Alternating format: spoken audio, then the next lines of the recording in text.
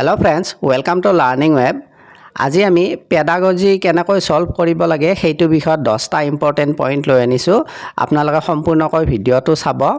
আৰু এইটো যিকোনো টিচিং এক্সামতে আপোনালোকক কামত দিব কাৰণ সকলো ধৰণৰ টিচিং এক্সামত কি থাকে পেডাগজি আহে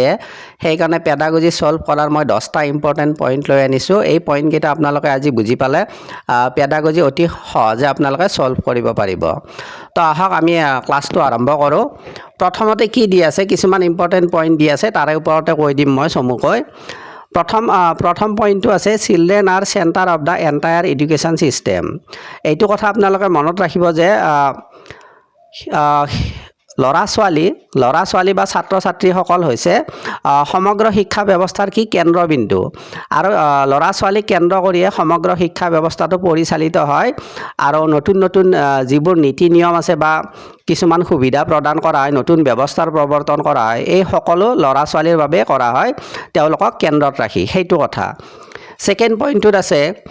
নো children are weak lazy or incapable to learn এতিয়া চাব কোনো ল'ৰা ছোৱালী এনেকুৱা নহয় যে দুৰ্বল বা এলেহুৱা নহয় সেইটো এটা কথা আৰু কোনো ল'ৰা ছোৱালী এনেকুৱাও নাই যে শিকিবলৈ অসামৰ্থ তেনেকুৱাও নহয় সকলো ল'ৰা ছোৱালীৰে কি শিকাৰ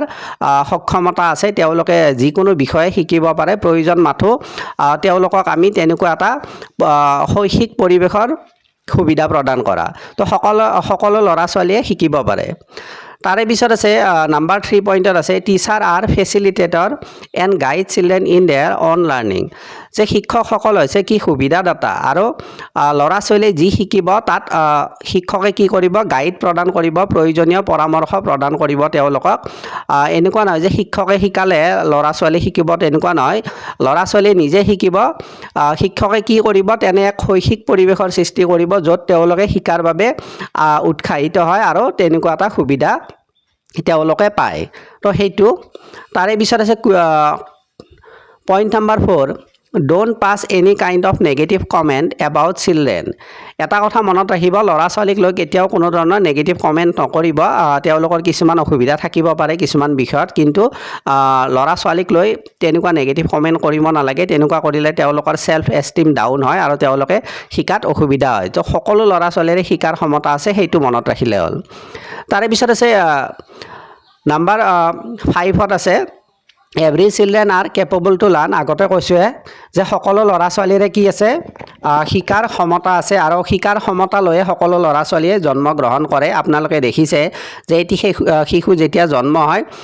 তাৰে কেইমাহমান পিছত সিহঁতে লাহে লাহে কথা ক'বলৈ আৰম্ভ কৰে আৰু সেইটো তেওঁলোকৰ শিকাৰ কি প্ৰাথমিক পৰ্যায় তেওঁলোকে শুনি বা দেখি বস্তুবোৰ বা বিষয়বোৰ শিকিবলৈ লয় তাৰে পিছত স্কুলত আহে তো তেওঁলোকৰ শিকাৰ ক্ষমতা জন্মগত ইয়াৰে পিছত আছে নাম্বাৰ 6ত আছে text book is one of the resource only আৰু যিবোৰ আমাৰ পাঠ্যপুথি আছে সেইটো এটা উৎসহে শিকাৰ এটা উৎসহে এনেকুৱা নহয় যে টেক্সট বুক সকলো বা সৰ্বা তেনেকুৱা নহয় টেক্সট বুকৰ বাহিৰেও আৰু বহুতো বস্তু আছে যিবোৰ ল'ৰা ছোৱালীক আমি শিকাব লাগে বা সিহঁতেও শিকিব লাগে যেনেকুৱা আমাৰ স্পৰ্টছ আছে কালচাৰেল এক্টিভিটি আছে আৰু অন্যান্য বিষয়বোৰ আছে যিবোৰৰ বাবে অকল যে টেক্সট বুক লাগিব তেনেকুৱা নহয় টেক্সট বুক এটা উৎসহে মাত্ৰ তাৰে পিছত আছে পইণ্ট নাম্বাৰ 7ত আছে ডিছকাৰেজ ৰুট লাৰ্ণিং আমি মুখস্থ বিদ্যাক কি কৰিব লাগে উৎসাহিত কৰিব নালাগে মুখস্থ বিদ্যা ইমান ভাল নহয় তাতোকৈ প্ৰয়োজন কি ল'ৰা ছোৱালীয়ে যাতে নিজাকৈ নতুন কিবা এটা তেওঁলোকে নিজাকৈ সৃষ্টি কৰিব পাৰে বা নিজৰ সৃষ্টিশীলতা প্ৰদৰ্শন কৰিব পাৰে তাতহে আমি গুৰুত্ব দিব লাগে ৰুট লাৰ্ণিঙতকৈ তো সেইটো ইয়াৰে পিছত আছে নাম্বাৰ 8ত আছে পইণ্ট নাম্বাৰ 8ত আছে motivation is prerequisite to learn something যে কিবা এটা শিকাৰ প্ৰাথমিক চৰ্ত হৈছে মটিভেশ্যন ল'ৰা ছোৱালীক নতুন কিবা এটা শিকাবৰ বাবে আমি কি কৰিব লাগিব তেওঁলোকক প্ৰথমতে মটিভেট কৰিব লাগিব তেওঁলোক